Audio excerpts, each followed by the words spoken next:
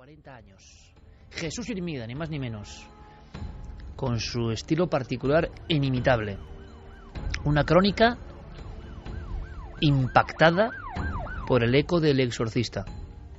Podríamos decir simplemente la película, la gran película del terror demoníaco.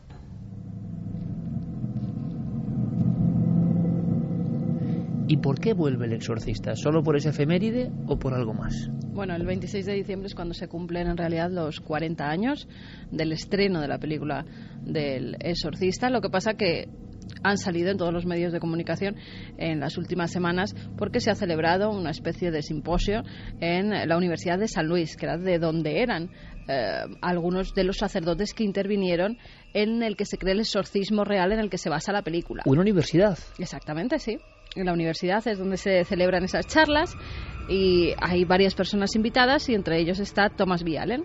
Thomas B. Allen es el que escribió el libro Poseído, la verdadera historia de un exorcismo, que es quien cuenta la historia de Robert Mannheim, de un niño de 12-13 años que vivía en Moonrainer. Ahora se ha sabido que no vivía en Moonrainer, que fue una especie de cortina de humo que efectivamente para protegerle a él y a su familia. Vivía en Cottage City, en Maryland, muy cerca de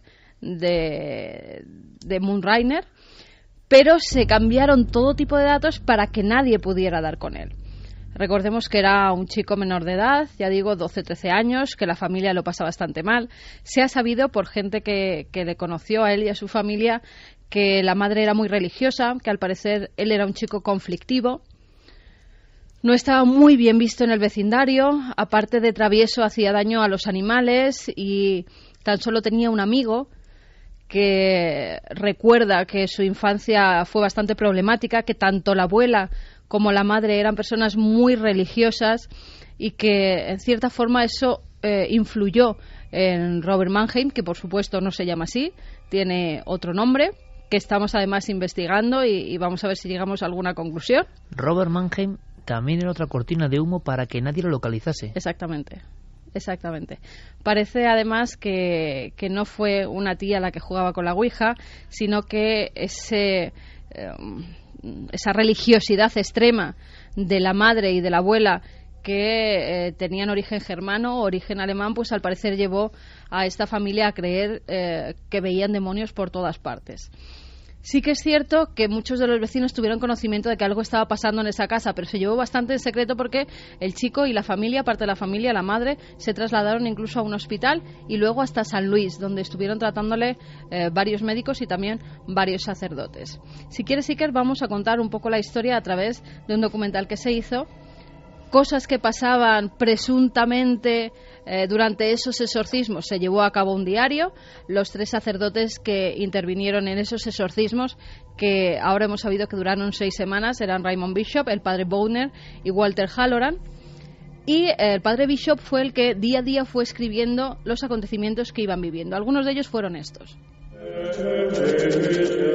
Miércoles 9 de marzo. Un dolor agudo pareció atacar a Robbie en el estómago y gritó. La madre apartó rápidamente las mantas de la cama y le levantó la camisa del pijama al chico lo suficiente para mostrar líneas de color rojo vivo como arañazos en forma de zigzag en su abdomen. Viernes 11 de marzo. El chico estaba dormitando cuando el frasco de agua bendita de San Ignacio fue lanzada desde una mesa a 60 centímetros de la cama de Robbie hasta una esquina cercana. 5 minutos después de que los padres Bowden y Bishop salieran de casa de Robbie, se oyó un fuerte ruido de arañazos en la habitación.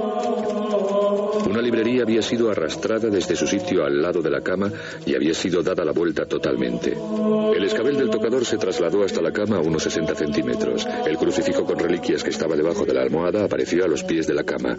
La reliquia de Santa Margarita María se perdió en la habitación. Se hablaba de arañazos que surgían de la nada, de fenómenos poltergeist. La verdad es que no hubo mucha información sobre el caso de Robert Mannheim por parte de los sacerdotes que llevaron a cabo los exorcismos. Ni Bishop ni Bowner nunca hicieron declaraciones oficiales. Sí lo hizo en cambio Walter Halloran. Walter Halloran era más joven que los anteriores y era como ayudante de estos. Y él sí que ha declarado en algunas ocasiones los fenómenos que se Sería como el vivieron. padre Carras un poco, ayudante del auténtico exorcista, ¿no? Eso es. Sucedió muchas veces mientras yo estaba allí. Le podía ver las manos. Él no lo estaba haciendo. Una de las marcas corporales más claras era un dibujo del demonio en la pierna derecha de Robbie y la palabra infierno grabada en su pecho. En un momento dado le apareció una marca en un hombro. Parecía una caricatura del demonio. 3:14 estamos escuchando, son cosas de Noel Calero, The Haunted Boy, la historia de Robbie Mannheim, en este caso, en música, y después otra música célebre, La Conjura. Y escuchar con estas músicas, hay que decirlo, yo no lo sabía esto, o sea, que era una caricatura, que era como una máscara de un demonio, que era como una especie de dibujo un poco grotesco, y sí la palabra hell, ¿no? En el infierno pecho. En el pecho. Sí que se sabía que hubo varios momentos durante los que se hizo el exorcismo en el que surgieron dermografías. Es más, en algunas ocasiones tenían que atar las manos de este chico porque atacaba directamente a los exorcistas. Uno de ellos, el primero que hizo las bendiciones sobre Robert Mannheim, dijo que no volvía a exorcizar a este chico porque realmente le atacó y le hizo un gran corte en uno de los brazos.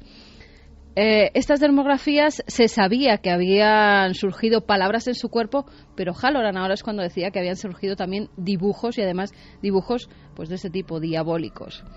En España tuvimos a un sacerdote, el padre Sobrino, que durante unos cuantos años estuvo viviendo en Estados Unidos y pudo compartir convivencias, y también le contaron cómo habían sido exorcismos. Esos exorcismos fue, si no recuerdo mal, el padre Bowner el que le contó cómo había llevado a cabo ese exorcismo a Robert Mannheim, aunque tampoco le dio todos los datos.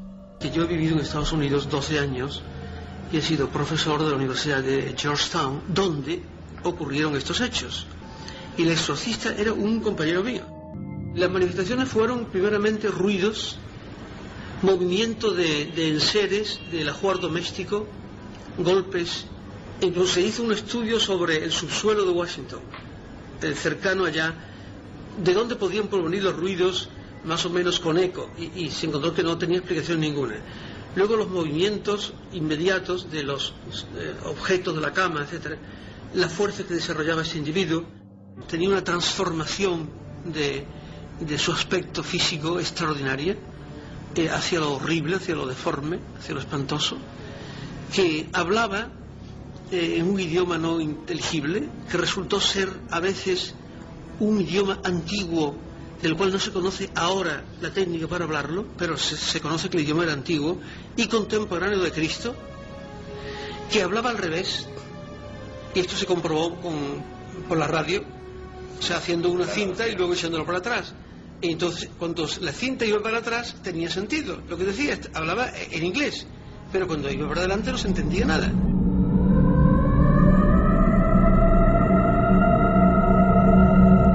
Tres y 17, Milenio 3 pasa de la conciencia cósmica, de la iluminación, de lo positivo sin duda alguna, a sumergirse ahora en estos minutos en la más oscura negrura, que también es parte de la naturaleza, de la realidad.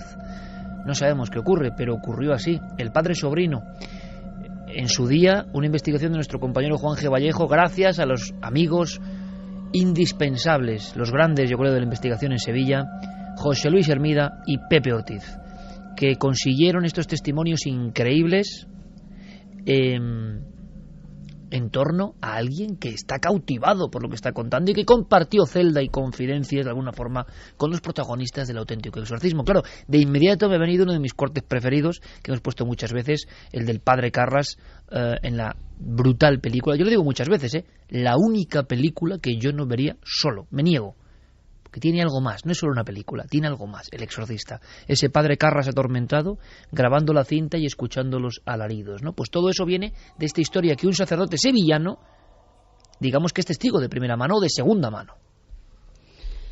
Hemos visto que incluso llegaron a investigar cómo era el subsuelo para ver si había algún tipo, pues no sé, de truco o de cosa que hiciera que, por ejemplo, se moviera la cama o que se introdujeran, como han dicho antes, los colchones por debajo de esta.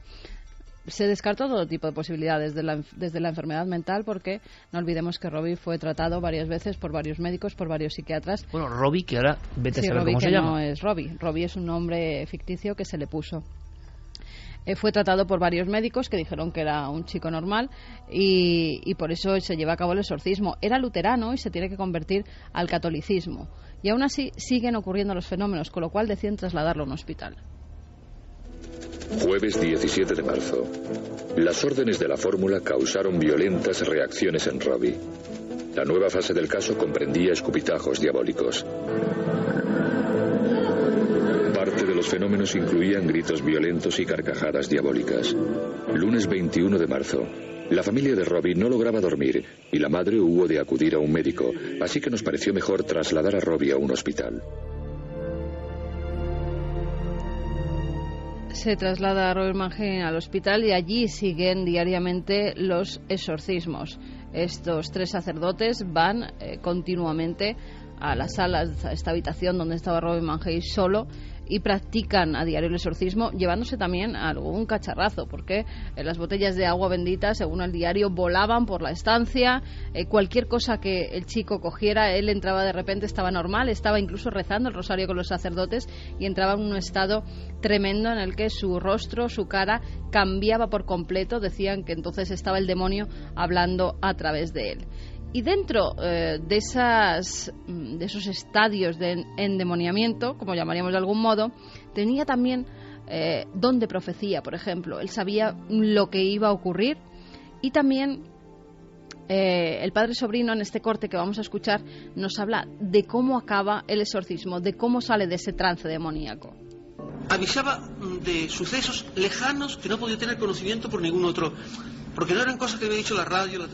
Además estábamos en un tiempo, cuando esto ocurría, donde había poquísima información por radio y nada de televisión. Esto es anterior a la presencia de la televisión. Y conocía sucesos, como tal persona acaba de morir, no sé, situada a miles de kilómetros, y se comprobó que era verdad, y está aquí conmigo en el infierno. Eso decía, esto no sabemos si era verdad o no.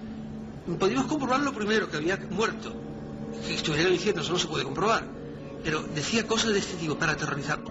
Todo este señor, en el momento del Viernes Santo, dice: yo te mando en nombre del Dominus Jesus, lo dice en latín, que salgas de esta criatura.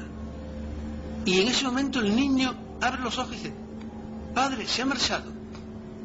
Y a partir de ese momento no tiene ninguna manifestación.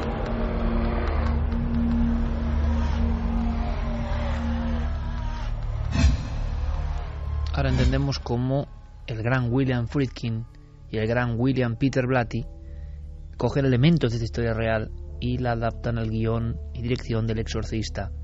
¿Os acordáis, no? ¿Dónde está? Aquí, con nos. Claro, no sé si es más terrible la historia real, ¿no? Está aquí conmigo en el infierno. Madre mía. Si es enfermedad mental o sea lo que sea, tiene una fuerza. Hay que escuchar al padre Sobrino, además yo creo que sin prejuicios, ¿no? Sin cuestiones religiosas. Solo, en mi opinión, analizando la fuerza de su testimonio recogido 30 años después. Cómo sigue vivo en el impacto de ese sacerdote, que habrá escuchado muchas cosas en su vida de sacerdote, pero esto no se olvida. Es más, cuando lo está contando y recitando parece que está vivo otra vez todo. Hay una cosa que el padre Sobrino no cuenta, y si lo cuenta alguien que estuvo presente en el momento en el que parece que ese demonio o demonios que habitaban el cuerpo de Robert Mannheim salen. Es el padre Halloran, que habla de una gran explosión dentro de la habitación cuando minutos antes de que ese Satanás salga del cuerpo de Robbie. Una detonación muy fuerte. En aquel momento terminó el exorcismo. Si una persona quiere ser escéptica, que sea escéptica. Lo único que sé es que estuve allí y que lo vi. 3:23, una gran explosión, dato que yo desde luego tampoco conocía. Pero ¿qué se ha aclarado en esta reunión nueva? ¿Se ha aportado algún dato? ¿Se han expuesto las cosas? Lo que te he comentado antes, han salido a la luz varios testimonios de personas que eran vecinos de Robert Mannheim, y ahí han aflorado historias de cómo era este niño, de cómo vivía en esa localidad y no en Mount Rainier, de cómo era vista allí su familia. O sea, que hay testigos del hecho, sí, hay testigos, aparte de los sacerdotes. Claro, hay testigos del hecho en sí, ¿no? De los exorcismos, no, porque solo estaba la familia y los exorcistas. Pero sí que es cierto que todos los vecinos a su alrededor conocían la historia de este chico y sabían que se habían dado datos falsos para que no se conociera la verdadera identidad del muchacho. ¿Qué opináis, compañeros? Y vamos a ver qué opina, porque ahora entramos en otra harina, inmediatamente con uno de los nuestros, y veremos también qué opina nuestro público, pero que a mí, ¿sabéis? Me sugiere todo esto, yo no sé qué es, o sea, ya he dejado claro, ¿no?, mi ignorancia sobre todo, pero cada vez mayor, pero transmite algo.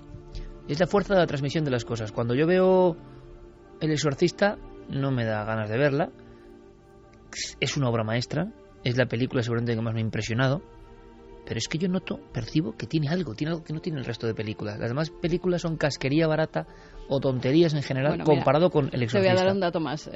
Tal vez esa película te da más miedo que otras por los efectos subliminales que tiene. Claro. Que además, mira, ese rostro que decías, esa máscara tremenda, justo ayer se sacaba a la luz el tráiler que no se pudo emitir hace 40 años.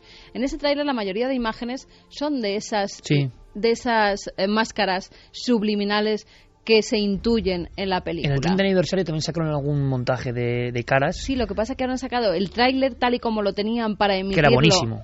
No, es buenísimo el que se ha emitido ahora, el verdadero, el que en un principio se iba a poner, y el que los propios cinematógrafos dijeron que eso iba a dar para atrás a la gente, que no iba a ver la película y que no podían emitir esas imágenes porque iban a hacer daño. Yo no creo que sea solo por lo subliminal, aunque esté ahí. Yo creo que todas las interpretaciones de todos, es lo que hablábamos antes, es como si todos hubieran tomado conciencia de estar haciendo algo tremendo, muy oscuro, quizá para informar también de ese mal, ¿no? Pero, ¿os acordáis de la cara del padre Carras en ciertos momentos? Del propio exorcista, del inicio en Irak. Es que para mí el resto de películas de terror es que no llegan ni... Porque esa película sí que ha tocado algo muy serio, ¿no? Bueno, y una de las escenas más terribles es cuando el cura acude al interior de la habitación del dormitorio aprovechando que la niña está dormida, y cuando le levantan la camiseta ven ese mensaje que es help, ayuda. Es que, mira, o sea, esa escena, cuando entran y está la niña, Reagan, mira lo que suena. Y solo sonaba 3 minutos 27 segundos, pero que es escuchar esto y saber de lo que hablamos.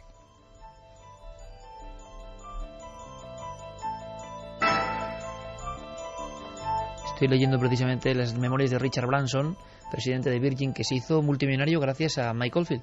Pero cuando nadie conocía a Mike Oldfield, su primer disco, hizo 2000 maquetas. Es tremendo porque cuando están tomando nota de lo que necesitan, una guitarra, 2 bongos, no sé qué, no sé cuántos, un piano, le dice Michael, van tomando nota de todo el precio, el productor. Tenían 22 años, el productor. El triunfo de lo excepcional, ¿no? Y le dice, vamos a ver, Mike, ¿qué más quieres? Tener una tienda de discos por correo.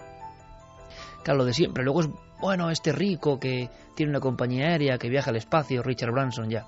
Pero en el año 73 tenía una tienda de discos humilde en un barrio. Pero confió en Mike Oldfield porque escuchó esto y dijo, no he escuchado nunca algo parecido, esto va a convulsionar a la gente. Y le dice Mike, y necesito en el inventario unas campanas tubulares. Y Branson dice, ¿campanas tubulares? ¿Qué demonios es eso? Solo sé que valen 20 libras. Espero que merezca la pena. Y Campanas Tubulares vendió 14 millones de discos, convulsionó el mundo entero, y un día recibieron una llamada. Dijo la persona que estaba al otro lado del teléfono, he escuchado algo prodigioso, algo que es de otro mundo, algo que tiene que estar en la película que estoy haciendo. Y dice Branson, ¿y usted quién es? William Friedkin, mi película El Exorcista. Si ahora nos sorprende cómo era escuchar Campanas Tubulares en el 73, dicen que el bueno de Mike nunca superó este éxito, que le trajo también angustias, pero hizo algo glorioso, algo inolvidable, cósmico. Campanas Tubulares, la banda sonora de la película más terrorífica de todos los tiempos.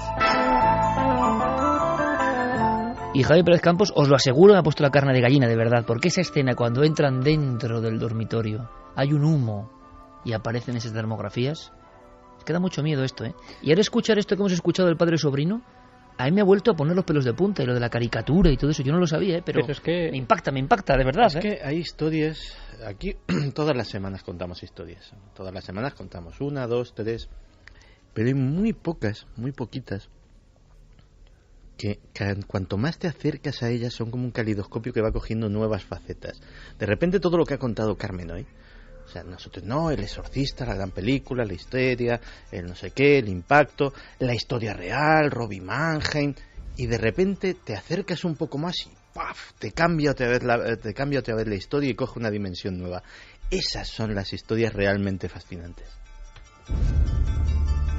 Y creo que dará más que hablar esta historia. Es inmortal, porque es la historia del ser humano y de las fuerzas del bien y el mal que siempre están en lucha. Mira, ojalá algún día en esas entrevistas excepcionales podamos entrevistar al verdadero Robert Mannheim. Hemos iniciado un lanzamiento de caña hacia el hiperespacio con Diego Marañón, las grandes entrevistas, y él se va a encargar de ello, de algunas de las entrevistas dignas de reflexión, como ha ocurrido hoy con Edgar Michel. Diego, estás por ahí, ¿no? Estoy por aquí. Y estoy de acuerdo en lo que decía Carmen, que esta historia todavía tiene mucho que contar. De hecho, William Peter Blatty anunciaba hace no mucho tiempo, que está en proceso de escribir una nueva novela contando los verdaderos sucesos que dieron pie al Exorcista. Es como que no acaba. Y muchas personas se quedan en lo superfluo, ¿verdad, Santi? En el puré de guisantes, la cabeza que da vueltas. Y es que eso no es lo que da miedo, amigos. Lo que da miedo es esa mujer en la cocina sola, cuando oye ratas en la parte de arriba, esa cara reflejándose en la campana de la cocina, esa niña que baja haciendo de araña, tantas cosas, ¿no? Esa escalera simplemente, ese padre Carras junto a su madre moribunda, esa niña que cuando le recibe surgen voces de ella y le dice socorra a un pobre monaguillo que se ha cruzado minutos antes por la calle. Es decir, como Santi, que es un tipo genial y lo decimos muchas veces, él lo dice muy bien. Hay historias que se apoderan del entorno, no sabes por qué, y que siempre tienen nuevos matices. Es como ver esa película otra vez, porque es una obra maestra, porque yo creo que tocó algo. Si antes hablábamos de la luz que ha tocado a ciertas personas, ahora hablamos de la oscuridad. Me gusta más la luz, porque la oscuridad da mucho miedo, pero está ahí, es parte de la historia. En fin, yo no sé qué opinan de nuestro público, pero es como cuando alrededor de una hoguera, que en el fondo es Milenio 3, ¿verdad, Javi, Diego, Santi? Es que es Milenio 3, el programa gusta también porque es la hoguera, y la hoguera tiene cosas buenas, cosas que dan más miedo, de todo tiene que haber, pero es las cosas que cambian el panorama, cambian la sensación. Y eso ocurre, tú hablas con unas personas, al margen de micrófonos, de misterio, y de repente se ha hecho algo. Si de verdad se habla de un caso real, algo ha cambiado. ¿Qué diferencia cuando alguien intenta hacer una película, tienen más dinero, vamos a reventar aquí la taquilla, lo hacemos, uy, qué miedo? Y no hay verdad. En El Exorcista hay una verdad. ¿Nuestro público qué dice? Paola nos dice, esta película no pierde su misterio a pesar de los años y de la cantidad de películas posteriores. La personificación de las fuerzas del mal son todavía un misterio existencial. Pablo Viana, excelente el informe del Exorcista. ¿Habrá contribuido el fanatismo religioso? Rubén Navarredondo dice, qué historia increíble esta del Exorcista, cualquiera apaga ahora la luz y se va a la cama, ¿no? Pero me gusta, me encanta, mejor dicho. Sara nos dice, una vez más la realidad supera la ficción, este testimonio es tremendo, qué barbaridad. Entidad oscura, en la peli el diablo le decía al padre Carras que sí le quería decir algo a su madre, que estaba con él, me acuerdo de esa escena. ¿Os acordáis de los perros peleándose en Irak al principio? Una sensación, y cuando en un momento dado se ve a la niña de rodillas en la cama y al lado del Pazuzu, el diablo asirio, ¿no? El diablo iraquí. Bueno, lo tremendo yo creo, Iker, es que en la mayoría de películas basadas en hechos reales se infla la historia. Y aquí la sensación, escuchando a Carmen contando la historia real, es que ha ocurrido todo lo contrario. Han dejado de lado historias que eran demasiado terroríficas. Muy bueno es eso, Javi. Y yo recuerdo, mira, hay una da la impresión de que se han quedado cortos respecto a lo que pasó. Hay porque igual no se creía. Muy tremenda, que yo recuerdo que leía cuando era muy pequeño, no sé si era en un libro de Carmen o dónde era. Gracias por llamarme mayor. Pues mal. Muy niño yo. Y aparte vaya lecturas.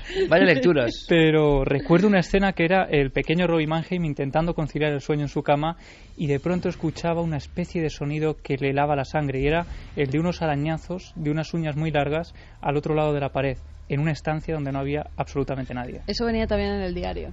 En el diario de Bishop él ponía que estando todos los sacerdotes en la habitación escucharon como alguien arañaba directamente las paredes y las puertas, parecían unas garras, y luego a los pocos minutos en el cuerpo de Robert Mannheim salían esas garras que habían rasgado hasta su pijama y estaban ensangrentadas.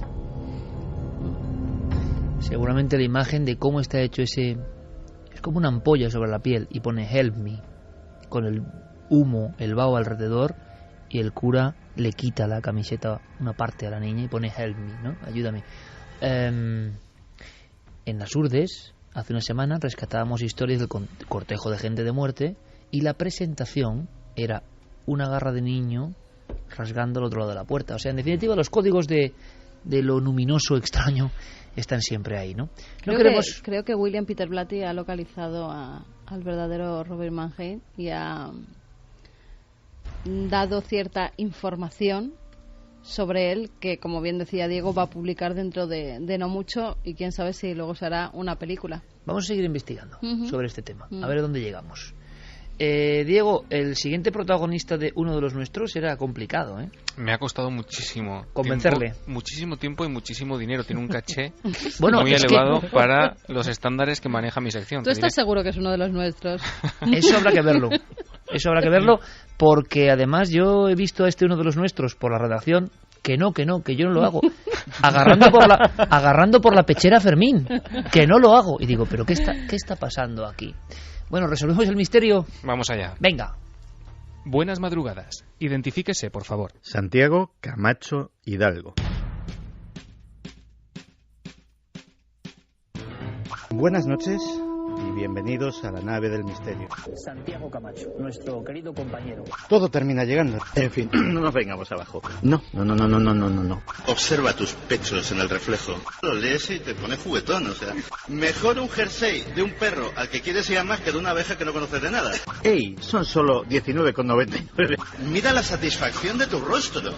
¿Eligió usted al misterio o el misterio le eligió a usted? El misterio me eligió a mí. Yo estoy aquí bastante de rebote. Llevaba una vida que no tenía nada que ver con esto y las circunstancias me trajeron hasta aquí. ¿En qué ocasión lo ha sentido más cerca? Pues posiblemente una ocasión hace muchos años que fui a visitar a un genuino alquimista y tuve el placer de tener la piedra filosofal entre mis manos, o lo que me dijeron que era la piedra filosofal. ¿Cuál es su enigma predilecto? Mi enigma predilecto posiblemente sea la muerte de Kennedy, y posiblemente porque es, yo creo, que el resumen de todo lo que considero que es esos misterios que son las conspiraciones. Una historia que nos han contado 1000 veces con una versión oficial y que todos sabemos que no es así. ¿Y ese lugar mágico al que siempre querría volver? Soy muy feliz y me encuentro muy a gusto en Tenerife. La isla en sí misma es mágica y el padre de Teide me da una energía especial cuando estoy allí. ¿Somos producto del azar y la evolución o hay algo más? Hay muchísimo más. ¿Qué hay más allá de la muerte? Pues no lo sé, y me enteraré algún día como todos, pero espero que algo realmente bueno y una aventura que no se acabe jamás. ¿Teme la llegada de ese momento? Cada día menos. Cuando era más joven le tenía más miedo. ¿Supersticioso? Bastante. ¿Se plantó en Chernóbil sin pensárselo 2 veces? ¿Haría un reportaje en Fukushima? Estoy esperando a que llegue la oportunidad porque sí que lo haría, y creo que es importante que esos reportajes se vean para concienciar de lo que es un peligro muy, muy, muy real para todos. Como decía al principio, se cumplen 50 años del asesinato de JFK. ¿Sigue siendo la gran conspiración? Yo creo que sí, y creo además que todo aquel que crea y tenga la ilusión de que se va a saber la verdad algún día, se equivoca. Esa verdad tiene que ser tan desestabilizadora para lo que es el sistema norteamericano que ni ahora, ni dentro de otros 50 años, ni dentro de 100 se sabrá jamás. ¿De dónde viene la palabra conspiranoia, por cierto? Pues, si no lo he entendido mal, creo que la inventó nuestro querido Enrique de Vicente, y la verdad es que fue una feliz invención con la que yo me siento muy identificado. Parece que el público echa de menos la presencia de sus amigos. ¿Acaso se ha quedado sin ellos? Pues no, quedan muchísimos amigos. Lo que pasa es que, bueno, consideramos que la sección había tenido su recorrido y estamos esperando a que haya algún hueco donde meter algo de ese tono, que era bastante jocoso. Si la música le dijese ven, ¿lo dejaría todo? Ay, yo sí, lo que pasa es que no me lo va a decir porque a todos lo que más nos gusta es posiblemente lo que menos talento tenemos para ello, y en mi caso es la música. ¿Alguna vez ha estado a punto de sufrir un ataque de nervios en Milenio 3? más de una, pero posiblemente la peor fuera cuando Iker y Carmen se fueron a ver la ostensión de la Sábana Santa de Turín. Hubo un fallo técnico, yo no tenía ni pajolera idea de lo que era la Sábana Santa. Bueno, sabía lo que podía saber cualquiera de nuestros oyentes, no es mi tema. Y llegó a entrar hasta la música, estaba a punto de tener que presentar yo el programa sin previo aviso, y en el último segundo pues salió la voz de Iker y créeme que respiré con mucho alivio. Envíe, si lo desea, un último llamamiento a Jaime Villaseñor. Pues Jaime, que te echamos de menos, pero que seguramente si ya no estás es por una muy buena razón. ¿Tiene ya título su próximo libro? Sí, sí lo tiene. ¿Cuál es? 20 grandes conspiraciones de la historia, 2. ¿En qué cree Santi Camacho? Pues Santi Camacho cree sobre todo en los seres humanos, cree en el poder de la voluntad de las personas y cree en sí mismo, que es lo que deberíamos hacer todos. ¿Cuál ha sido el fregado más grande en el que se ha metido? Pues posiblemente el fregado más grande fue cuando un día estaba yo tranquilamente jugando con mi consola en casa, recibí una llamada de Iker Jiménez y me dijo: oye, que me han propuesto un programa de televisión, ¿te quieres venir? Si piensa en su infancia, la imagen que aparece en su memoria es... Pues la imagen que aparece en mi memoria es la de mi abuelo, un señor muy serio, con sombrero, con corbata siempre con un bastón, pero que me enseñó muchísimas cosas que me han sido muy útiles en la vida. ¿A quién le encantaría haber conocido? Posiblemente a Gandhi. Yo creo que un tío que es capaz de cambiar el mundo sin derramar una gota de sangre es un personaje del que todos tenemos que aprender mucho. ¿A qué tiene miedo? Tengo miedo, igual que antes te decía que confiaba sobre todo en mí mismo, tengo miedo a fallarme. Un libro y una película. El libro, El retorno de los brujos, yo creo que para mí empezó todo ahí. Y la película Matrix, la primera, el resto de la trilogía me parece abominable. Un pintor y un músico. El pintor Bansky y el músico Kurt Cobain. Acabemos con un vicio confesable. Pues me encantaría tener vicios de rico y poder estar en la mansión Playboy y tener un deportivo y que me diera por los caballos de carreras, pero tengo vicios de pobre, fumo, bebo con moderación y alguna cosa más que me callo. Gracias por su colaboración. La identificación ha sido completada con éxito. Desde este momento puede considerarse, de forma oficial y por méritos propios, uno de los nuestros.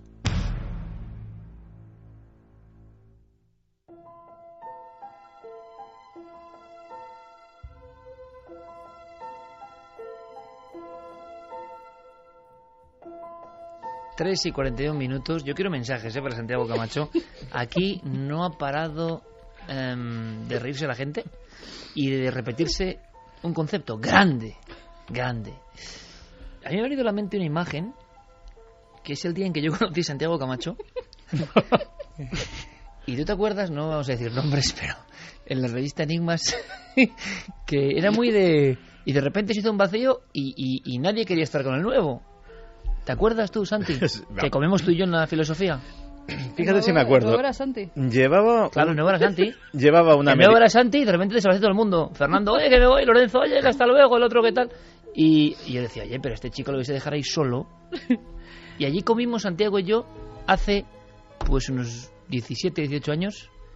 Y ahí nos conocimos. Y dije, qué personaje tan peculiar. Mira, fíjate lo que son algunos momentos... Yo tengo muy mala memoria en general. A la gente a veces le sorprende que sepa que tenga tantos datos, pero para determinadas cosas, sobre todo para los nombres, para las fechas, muchas veces pues tengo que tenerlo todo anotado porque se me va. Pero ese día llevaba pantalón vaquero, un jersey de cuello alto negro y una chaqueta de invierno color verde botella. Exactamente, fíjate si tengo grabado ese día. Fue tu forma de presentarte allí. Sí, yo iba allí, oye, pues con mis mejores galas. Digo, alguien me dijo que lo del jersey negro era importante porque a Fernando le encantaba el color negro. Y dije, hombre, pues vamos a caerle bien al jefe y todo ese tipo de cosas. Y efectivamente, pues hubo una somera presentación y allí me quedé plantificado y nadie me hacía ni puñetero caso. Entonces llegó este hombre que venía de un viaje, cargado con sus cámaras, tal, con sus camisetas de safari y su chaleco de reportero y tal. Y dice, ¿y tú qué eres, el nuevo? Digo, pues sí, pues vámonos a comer. Y esa fue así nos conocimos. ¿Quién os lo voy a decir, Santi, ¿Quién nos debe decir, tío? Era torta, Tanto tiempo y tantas historias han transcurrido. Aquí yo espero que el público haya disfrutado, ¿no? Con uno de los grandes, absolutamente. indiscutiblemente peculiar. Oye, ¿por qué te preguntas, Diego Marañón? Oye, Diego, ¿por qué le preguntas por Jaime Villaseñor? Pues porque el llamamiento que hizo hace un par de semanas veo que no ha dado resultado. Nada. Yo he seguido también reclamándole por Twitter, ¿no? Enseñando nuevas pruebas de su existencia, pero no nos da resultado, por lo cual yo quería que hiciese un último esfuerzo, un último llamamiento para que Jaime apareciese de alguna manera. Sí, porque era un tipo misterioso y ya lo he dicho, si está desaparecido, sus razones tendría. Sí, es curioso. Sí, porque ¿no? también le daba vicios no muy confesables. Claro, ese era bastante más vicioso que yo. Sí, por eso. Alcanadadra y este. Yo sé, un día que dije de Santi, este tipo es genial, tú sabes qué día es. Un día que estábamos en la radio, que Santi viene vestido traje blanco, de un traje blanco impoluto y que le decimos... Toda la redacción se queda paralizada mirando. Totalmente. Como si acabara de bajar del coche descapotable en Miami Beach. Sí, pues sí. Igual... Entra por la redacción y le decimos, oye Santi, qué elegante vienes, ese traje blanco. Y dice, el traje blanco solo lo podemos llevar Beckham y yo. De todas maneras, yo creo que nuestro compañero Santi está en un muy buen momento, ¿eh? Está en un muy buen momento y se transmite y se trasluce, y es verdad, ¿no, Santi? Ha pasado mucho tiempo, es lo que me preguntan a mí ahora que cumplimos 8 años, que han salido entrevistas. Oye, tantos misterios, tanto tal. Yo respondo siempre, oye, es que yo hago lo que quiero hacer, no dejo ningún tema fuera, lo que me inquieta lo cuento, entonces yo estoy muy contento. Muchas personas se sorprenden, ¿no? Pueden decir, Santi Camacho, siempre dudando de todo, siempre, pero tantas conspiraciones hay, y al final yo creo que no entienden que 20 años después puedo seguir en la brecha, ¿no? Pues sí, pero fíjate, yo efectivamente estoy en muy buen momento personal, sobre todo, y eso yo creo que se transmite en el trabajo. Como dije el primer día cuando volvimos de vacaciones, yo he tenido mi pequeña epifanía, no he estado en la luna, pero algo me ha pasado este verano. ¿No te falta estar en la luna? Que me ha dado una perspectiva nueva de la vida. Y intento vivir en consecuencia con ella, y la verdad es que para mí como si hubiese nacido otra vez. Es un buen consejo, y es un Santi Camacho al que no estáis acostumbrados quizá, pero es un buen consejo, yo lo he comentado en alguna ocasión, para muchas personas que sabemos perfectamente que te siguen, que tienen devoción con Santi Camacho, que es normal. Yo me imagino que es un pozo de sorpresa, de sabiduría, de enjundia, de una firma, ¿no? Absolutamente indiscutible, ¿no? Y una personalidad muy propia que brilla, ¿no? Con la luz que él quiere en el programa. Pero me ha impresionado cuando el público nos decía, nuestros oyentes nos decían lo de la luna y demás. Y yo creo que tú eres muestra, pues, hasta donde quieras contar, ¿no? Enseguida vamos con Milenio te responde, de que esa experiencia que te cambia la vida puede ocurrir en cualquier momento. Seguramente ocurre en el más inesperado, como tú decías, ¿no? Sí, y hasta lo de que sea en vacaciones no es nada al azar. Yo creo que a veces el trajín de nuestra vida diaria pues nos impide oírnos a nosotros mismos. Y yo creo que todos, y ese es el mejor consejo que puedo dar, y es un consejo de amigos, que lo tome el que lo quiera, si nos empezamos a escuchar de yo de verdad quiero esto, a mí de verdad me gusta esto, y yo estoy haciendo esto y esto otro que ni quiero ni me gusta y no sé por qué lo estoy haciendo, y todo ese tipo de cosas, yo creo que es fácil llegar a la conclusión de que ser feliz no es tan difícil como nos lo ponemos a nosotros mismos muchas veces. Santi, gracias por estar en la nave, compañero. Solo te podemos decir eso. Es un placer. Aquí se ha repetido la palabra grande, ¿verdad? Sí, lo están repitiendo mucho, además en las redes sociales. Qué grande, qué crack. Es una caja de sorpresas y una auténtica válvula de descompresión también. En momentos de estrés en la redacción, por ejemplo, Santi siempre tiene una noticia que sacar que nos deja a todos con la boca abierta. Fino humor. Sí, y que... Y no tan fino. La verdad es que muchas veces soy muy ganso y soy muy payaso, que es una faceta que no conoce evidentemente la gente, pero que este caballero que tengo ahí enfrente sí la conoce. Eso lo aprendió de Villaseñor también. Seguro, ese humor es típico de él por las anécdotas que me contó con él, pero Santi, desde luego, no sé el historial que tendrá en el ordenador, ni sé cómo accede a ese tipo de noticias y ese tipo de historias que nos cuenta, pero yo creo que nos asustaría. Si tiene muchas sorpresas que ofrecernos Santiago Camacho, que lleva con nosotros desde el principio.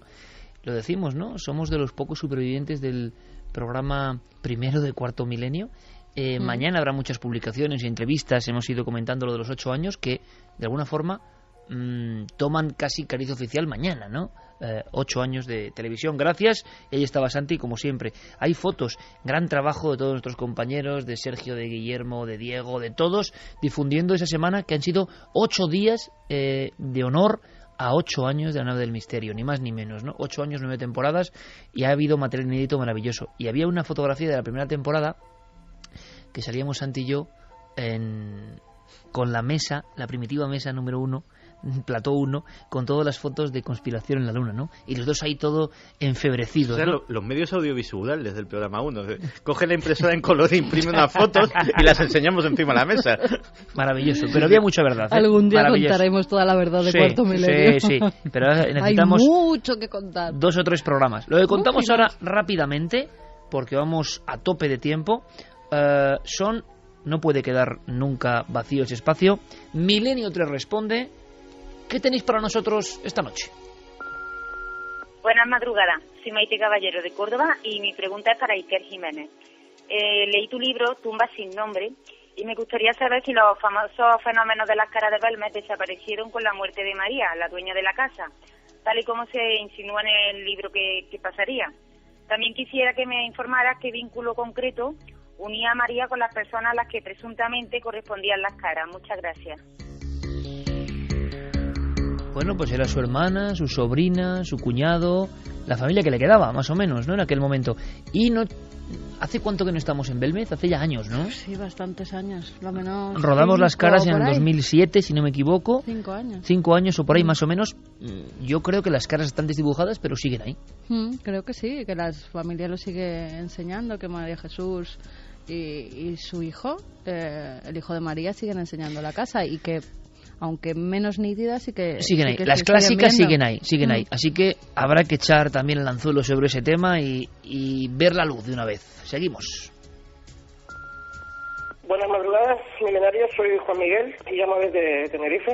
Y mi pregunta es la siguiente. Hace un tiempecito que ando buscando información sobre la muerte de Hitler, porque hace relativamente poco solo sabía la versión oficial. Y mi pregunta es la siguiente, a ver qué sabíais vosotros, si realmente se suicidó, si consiguió escapar a Argentina, y si podíais recomendarme algún libro de gente que hubiera investigado sobre el tema.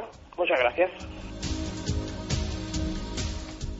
Pues la verdad es que la versión oficial evidentemente es que se suicidó. El gobierno soviético tenía, y ahora lo ha heredado el gobierno ruso, los que queda de los restos. Ha habido pruebas forenses que parece ser que indicaban que, por ejemplo, las impresiones dentales y los trabajos de los dentistas pues sí coincidían con las placas que se conservaban de Hitler. Pero también está la otra versión. Recientemente ha habido y se está anunciando un gran documental sobre la posible presencia de Hitler en Argentina, que entre otras cosas pues enseñaba una extraña foto en exclusiva de un Hitler con 70 años más o menos, y que sí, tenía un cierto parecido, pero que bueno, es como apócrifa, ¿no? Pero ahí tiene participación, creo que el único amigo de Santi que llegó a ser luego amigo, pero también invitado respetado. Sí, Abel Basti. Abel Basti, de hecho nos recomendaba... Es un extraño paso, ¿no? Fue sección de Santi y luego... dio el salto. Sí, es que, cuidado, Abel Basti ha dedicado buena parte de su trabajo a recopilar en Argentina, sobre todo en la zona de Tierra de Fuego y de Patagonia.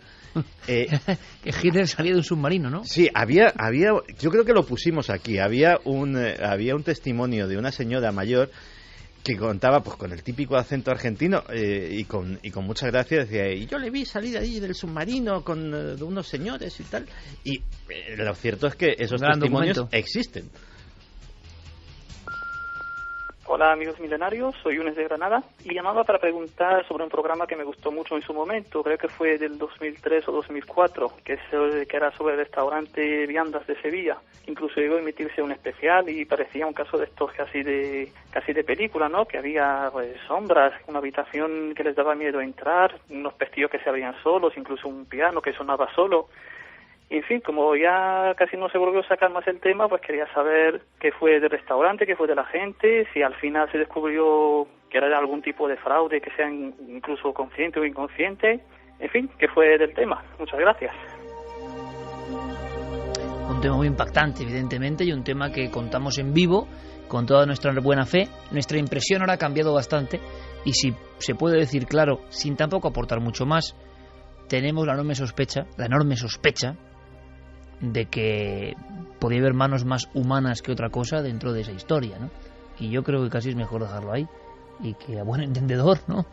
Yo creo que nos tomaron el pelo directamente y que se trata de un fraude, que cuando estuvimos allí lo contamos, que nosotros en primera persona no vivimos ningún fenómeno paranormal y que luego pruebas y gente nos ha demostrado que allí verdaderamente no ocurría nada extraño. Soy Daniel de Santa Coloma y me gustaría saber qué pasó con Juan Pedro Martínez Gómez, el niño que viajaba en el camión que volcó en Somosierra. Me gustaría saber si se tiene algún dato nuevo o, por lo contrario, si se sigue sin saber nada. Muchas gracias, milenarios. Por desgracia, 10 años después hicimos un reportaje pues fijaos, en el 96, primer reportaje sobre este tema, nada.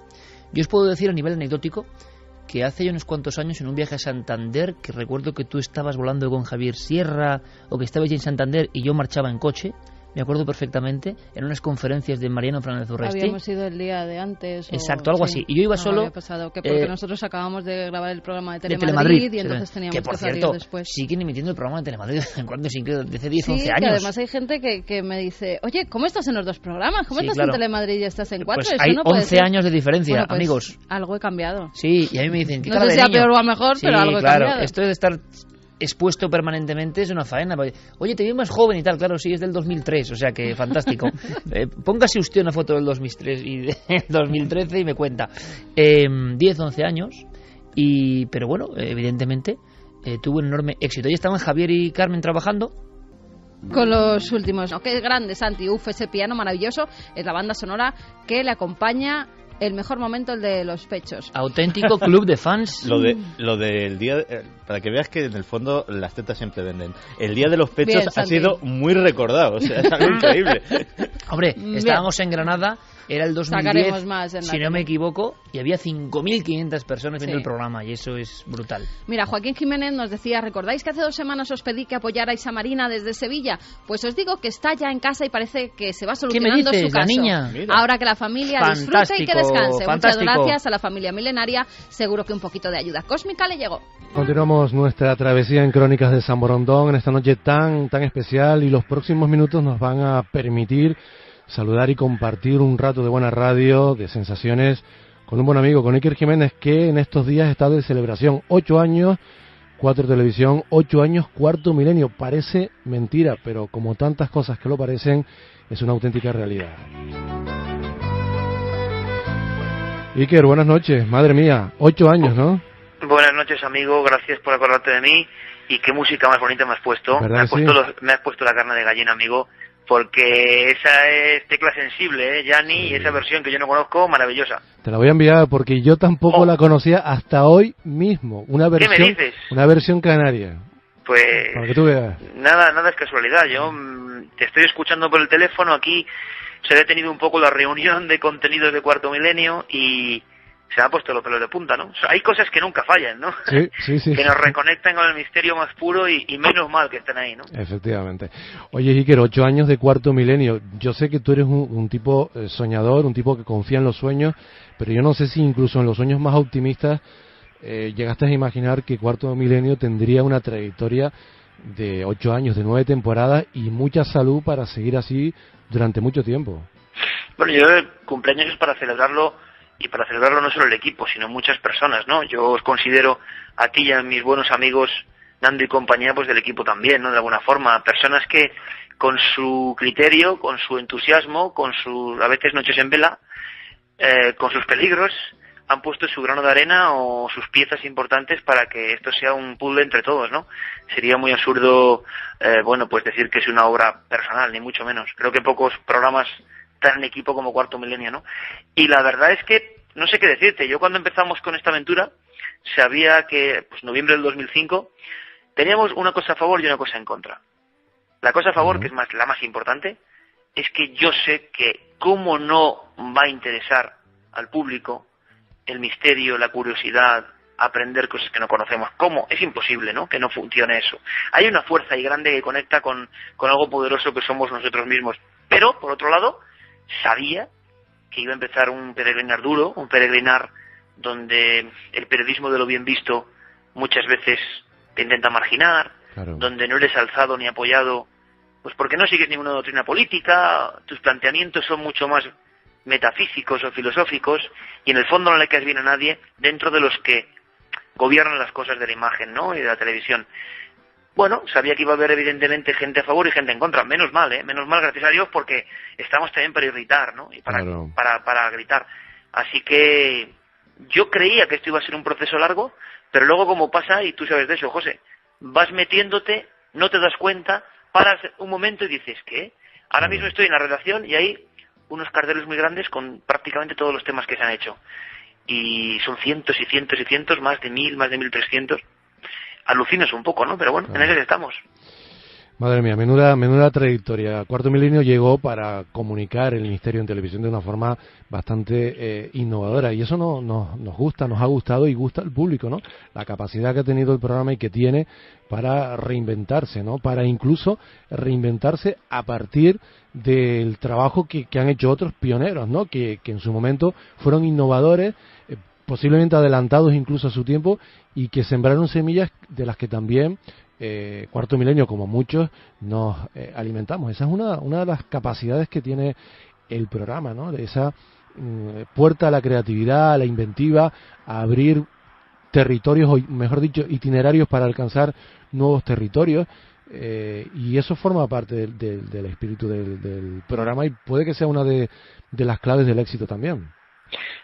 Yo creo que siempre en este espacio, ¿no?, ya tan longevo, fíjate, José, que me daban un informe y esto igual te pone los pelos de punta a ti, a mí me los pone, ¿eh? Y es que Cuarto Milenio es el 10º programa más longevo de la historia de la televisión en emisión continuada, ¿no? Empezando con el informe semanal, pero bueno, 10 programas, ¿no? O sea, que ya estás en el top 10, ya entre los 10. Sí, pero ya te voy a dar otro dato que es tremendo, ¿no? Esto igual para el ego es tremendo, pero yo lo digo asombrado, ¿eh? Es que solo hay 5 programas en emisión en la televisión española. Estamos entre los 5 programas. Menciono Cifras y Letras, Redes, Carlos Arguiñano, Ana Rosa Quintana y Cuarto Milenio como continuados con el mismo presentador, ¿no? ¿Qué dice esto? Pues dice lo difícil que está la cosa, ¿no? Lo durísimo que es. Yo pienso, y yo no te voy a andar con...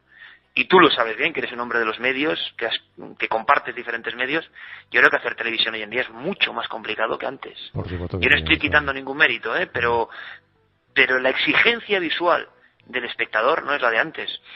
Estamos en un mundo donde todo va muy rápido, donde se sobreestimula la capacidad de ver imágenes, y ya no sirve simplemente un debate, un tema, tienes que estar, por desgracia o por fortuna, no lo sé, con impactos permanentes para en el fondo no perder la fidelidad de una competencia que antes ni existía, ¿no? De una competencia permanente, brutal. Imagínate el domingo a las 11:30 en hora peninsular, con películas, con series que están aportando sus argumentos, ¿no? Entonces yo creo que, por supuesto, siempre con reconocimiento, ¿no?, a unos pioneros, porque si no, primero no estaríamos. O sea, si uno no ha nacido o ha sido niño enamorado de lo que hacían estos pioneros, pues no se habría subido a esta aventura, ¿no? Pero, claro, somos hijos también de nuestro tiempo, ¿no? Sí. Y yo sí quiero partir una lanza por una cosa que igual el público que sigue el misterio puro y duro, no sé si valora mucho o poco, pero el equipo de recreaciones, el equipo de postproducción, el equipo de imagen, la realización, de verdad, yo creo que Cuarto Milenio, incluso separándonos de los temas que toca, es un programa hecho con una imagen artesanal, cuidadísima, y una imagen que no es lo habitual.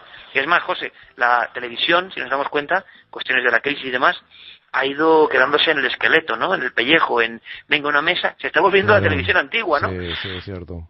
Y algo cuidado es que sorprende, y algo que dices, es que aquí estos chicos para hacer este efecto se han pasado un día entero, ¿no? Y dura 2 segundos.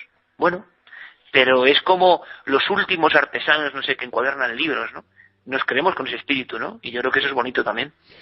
Pero además te diré una cosa, Iker, que probablemente tú no te atreverías a comentar por una cuestión de modestia. Hay una visión o una lectura de eso que acabas de decir bastante importante, que estoy seguro que a los oyentes no se les va a escapar. Es decir, hacer ese segundo, ese efecto que lleva un día o 2 días, esa recreación que nos sitúa en el mismo escenario en el que el testigo vivió el misterio, cuesta mucho dinero y no todas las productoras, no todos los programas, no toda la gente que está detrás de los programas está dispuesta a invertir ese dinero, a destinar ese dinero con criterios de calidad. Es decir, bueno, José, esto es una clave, prefieren ahorrar y quedarse con la mesa pequeña, como tú dices, o que el efecto no quede tan eficiente y especial y que quede un poco más chabacano con tal de tener un beneficio mayor. Pero, José, acabas de dar una clave que no es políticamente correcta. No, pero es la verdad pura y dura, por eso lo digo yo. Claro, por eso, si nos juntamos tú y yo con una radio, que es la magia de la radio, ponemos un micrófono en una mesa y nos ponemos a contar los casos más terribles o más misteriosos que tú y yo hemos vivido, seguramente hasta hagamos más audiencia que una cosa más cuidada. Pero esa no es la cuestión, ¿no? La cuestión es superarse y sobre todo utilizar los medios de la televisión, que yo creo que son mágicos, que lo son, la música, los efectos, las imágenes, la sensación que le llega al espectador, pues ponerlas al servicio de tu mensaje profundo, ¿no? Y claro que lo que me cuentas de las productoras, mira, yo te voy a contar una cosa que no contaría a nadie más que a ti, ¿no? O con la confianza que tenemos, a mis poquísimos amigos de hace muchos años, ¿no? Yo soy coproductor de Cuarto Milenio, yo no solo soy el director y presentador, sino que desde hace muchos años ya coproduzco de alguna forma. ¿Qué significa esto? No significa más que yo no quiero perder el control de lo que se gasta y lo que no. Y tú me conoces, te aseguro que se gasta hasta lo que no está en los escritos, bueno, lo que no tenemos muchas veces, siempre para que luzca el programa, el reportaje, la recreación, para que tú veas esa situación, pues en la Canarias de 1930, o veas a los separatistas de Telde y lo veas lo más parecido de lo que pudo ser. Claro, todo eso cuesta mucho dinero, que evidentemente el negocio de televisión dice, pero hombre, cuéntame esto y esto nos lo llevamos para otras cosas, ¿no? Bueno, en ese aspecto yo soy un hueso duro de roer, porque nos conocemos hace muchos años y yo prefiero que no salgan las cuentas o que salgan raspadísimas, pero oye, en la imagen está todo lo que has podido meter, la inversión televisiva. Por desgracia, muchas veces el público no tiene por qué, no sabe de los entresijos, de las peleas personales, de las tomas de decisiones, ¿no? Y luego la televisión pasa muy rápida y, como tú dices, son 2 segundos. Pero en esos 2 segundos hay muchas actitudes, hay muchas tomas de posturas y por eso, chico, yo creo que no nos parecemos a otras cosas, ¿no? Y por eso están esos 8 años, ¿verdad? Y que van a ser muchos más, estoy completamente seguro. Iker, los temas no se agotan, ¿verdad? Al final uno descubre cuando lleva tanto tiempo en esto que cuando reportajea un asunto, casi siempre surgen 3 o 4 historias paralelas de igual o superior valor también, ¿no? Y esto es una constante prácticamente en la inmensa mayoría de los asuntos de los que nos ocupamos, ¿no? Hombre, yo imagino cuando tú empezaste con tu columna en el periódico, te dirían, pero vas a tener más temas que para el verano. Es que es así, ¿no? Y casi igual acierto, o sea, es decir, la perspectiva de lo que es el misterio está tan achicada en las mentes habitualmente de los que no siguen el misterio que se piensan que solo hay 4 o 5 temas. Hombre, yo creo que al final el programa que haces tú, el programa que hago yo, queramos verlo así o no, es hijo de nuestras propias inquietudes. Al final, José, yo no sé, bueno, me gusta, ¿no? Pues estamos hablando del medio, que a veces se habla poco de ello. El programa que uno hace, si lo hace de corazón, es la expresión de lo que él mismo es. Uno transmite lo que es, no hay engaño. Aunque muchos piensen que sí o que no, el espectador es tan inteligente, tan tremendamente inteligente, el oyente, que sabe. Entonces, claro, al final ocurre eso, ¿no? Que uno expresa lo que le inquieta. Si uno sigue siempre en lo mismo, es su problema. Si yo soy el mismo de hace 8 años, pues yo no sé, ¿no? Yo creo que hay muchos problemas en la vida cotidiana porque las personas se creen que son siempre las mismas, que tienen que seguir unos dictámenes toda la vida. Es que yo soy así. Oiga, yo creo que todo es muy cambiante y que por fortuna las personas de ideas fijas no evolucionan. Yo tengo mi propia evolución. Te lo voy a decir sinceramente. Cada vez me cuestan más ciertos temas. Cada vez lo tenebroso, lo oscuro, si no aporta información, misterio, aprendizaje, hasta me repele un poco. Yo he tenido mis diferentes etapas. El miedo vacío, José, te lo digo como lo siento, el miedo vacío que mucha gente sí que reclama porque es un estímulo primario. Sí, porque buscamos esas emociones. Sí. Me interesa relativamente si no aprendes algo. Y por las cuestiones personales, de vida, lo que sea, yo estoy muy volcado en hacer un programa que igual, oye, no es el más inteligente para tener siempre a la gente, que igual mucha quiere ser aterrada. Si me han visto como heraldo del miedo simplemente, se han equivocado, ¿no? Porque a mí me interesa la luz, me interesa el conocimiento, me interesa la evolución, me interesa el alma de las cosas, me interesa aprender de quién soy yo mismo y de qué es la consciencia, y eso va impregnando tu programa. Y evidentemente la industria, evidentemente los propios espectadores, que a veces demandan siempre un tipo de emociones, pues te quieren encasillar, ¿no? Y tú eres un ser libre, o yo pretendo ser un ser libre, e incluso a veces en contra de mis intereses, ¿no? Es decir, que Cuarto Milenio, porque hay muchos temas, porque mi perspectiva de lo que es misterioso, de lo que cabe en él, es muy amplia. Y yo entiendo que hay gente que le guste y hay gente que no le guste, pero no me veo a mí mismo 8 años dando miedo. No quiero dar miedo, quiero dar entusiasmo y curiosidad, que es muy diferente. Oye, en estas últimas temporadas además hemos visto una mayor presencia, una visibilidad, o estás contribuyendo a visibilizar más el interés que la ciencia siempre ha mostrado hacia este tipo de temáticas, porque también es cierto que la inmensa mayoría de la gente que sentía curiosidad por el misterio vivía el espejismo de pensar que la ciencia no se interesaba, que negaba este tipo de cuestiones, cuando la realidad es que llevamos por lo menos un siglo y pico desde que, digamos que lo que llamamos fenómenos psíquicos pues toman una entidad y una proyección mayor, interesándose desde la ciencia por este tipo de fenómenos, estudiándolo con mayor o menor acierto, pero siempre con el objetivo de llegar al fondo de las cosas. Y sin embargo, lo que la gente percibía, la idea que estaba extendida, es que esto era una cuestión que no interesaba a la ciencia, o que la ciencia en su momento, en un momento indeterminado, había demostrado que no existía o que no era cierto. Sin embargo,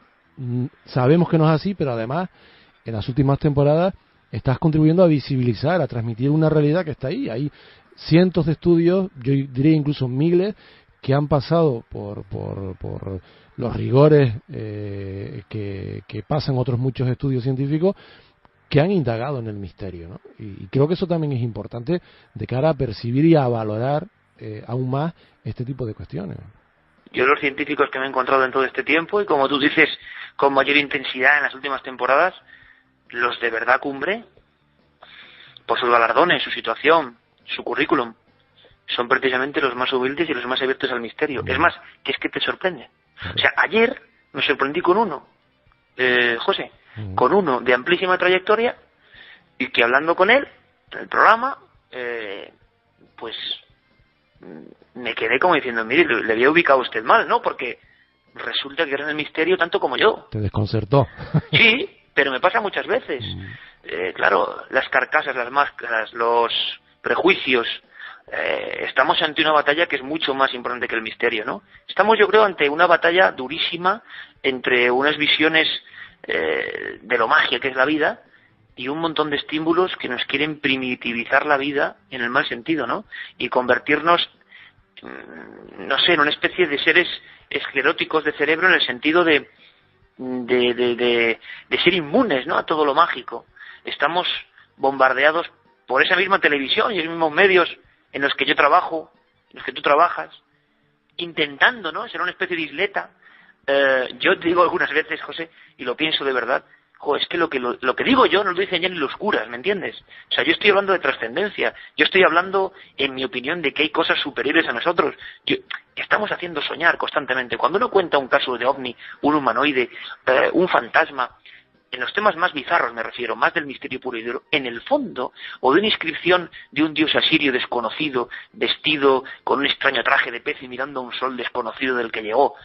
Cuando tú estás contando eso con cierta emoción, ilusión e entusiasmo, tú estás haciendo soñar a la gente, diciéndoles que no todo es como creen y como les cuentan, diciéndoles que el mundo y la realidad tiene posibilidades maravillosas que nos han negado. Entonces, ¿qué ocurre? Lo que ocurre es que hay una batalla grandísima, porque hay un montón de parte de la sociedad que no le interesa que eso sea así, que desde hace 200 años aproximadamente tienen una visión ultramaterialista del mundo y a marchamartillo nos la meten constantemente en la cabeza. Por tanto, nos hemos quedado como una especie de herejes. Es que ni la Iglesia cree en lo trascendente a veces como creo yo. Y te sorprende, porque yo tampoco hablo de dogmas, yo tampoco hablo de seguir unas coordenadas concretas y sobre todo yo no tengo ninguna verdad, como tienen las religiones establecidas. Pero lo que sí tengo es la voz para decir, oiga, no todo es como nos han contado. El mundo y la realidad de verdad que es maravillosa, es infinitamente cósmica e increíble. ¿Cómo lo vamos a contar a los cuatro vientos? Cada vez que uno cuenta con el sentido profundo un caso de misterio, está diciendo, oye, te recordamos, en forma de espectro, en forma de humanoide, en forma de luz, en forma de viejo cántico, en forma de sonido extraño, oye, estamos aquí y no lo sabéis todo. La naturaleza es mucho más complicada, más rica, más emocionante, más increíble. Bueno, pues en el fondo, ¿qué forma de ser hereje hoy en día, no? Sí. Porque tienes a todo el sistema diciéndote, José, todo lo contrario, a tus oyentes, todo lo contrario, no tus oyentes precisamente, pero en cuanto desconectan de ese momento en el que tú les cuentas otras cosas, lo que reciben que es primitivismo, banalidad, trivialidad, problema todo el rato, desconexión de lo mágico de la realidad, de la luz real del misterio. Y dices, oye, tenemos que hacer algo, ¿no? Igual para hacer algo ya no vale solo asustar, hay que posicionarse un poco más, ¿no? Indudablemente creo que estamos, afortunadamente también, enfermos de curiosidad, ¿no? De ganas de saber. Sin duda, sin duda. Y eso no se pasa nunca, además, compañero. No, yo no me quiero curar, por lo menos. No hay vacuna para eso, ¿no? Al revés, hay un virus que te entra y no sabes qué pasa. Pero, mira, yo hace poco lo pensaba, lo que voy a decir igual es un poco fuerte, pero uno se vuelve a veces radical, igual no es lo correcto, ¿no? Pero está tan posicionado, ¿no? Toma conciencia de por qué hace lo que hace, que igual, José, la gente que hemos seguido y ninguneados en ocasiones, con risitas por parte de directivos, con la sensación de otros colegas periodistas de que ellos saben más bueno, no hay más que a veces hablar con ellos para darse cuenta de la diferencia de entusiasmo ante las cosas. Resulta que en el periodismo del misterio, lo que se llama periodismo del misterio, yo he visto gente mucho más viva y entusiasta que en ese otro periodismo que nos da, digamos, a veces lecciones, ¿no? Entonces, ¿qué ocurre? Que hay una separación, y lo digo como lo siento, hay una separación entre la humanidad ahora mismo, sea de cualquier país, de cualquier lugar, en la propia isla desde donde estás, me da igual, hay una división entre gente que quiere saber, entre gente curiosa, entre gente que quiere despertar, entre gente que se interroga de verdad y siente ese virus del entusiasmo por saber, por lo que le rodea, y gente, en mi opinión, que se deja llevar, tienen todo el derecho, que se deja llevar, que no quiere complicarse la vida. Decía un sabio que la diferencia entre un hombre curioso y que se pregunta y un hombre que no se pregunta nunca es la misma de un hombre vivo y un cadáver. Es fuerte, pero lo creo.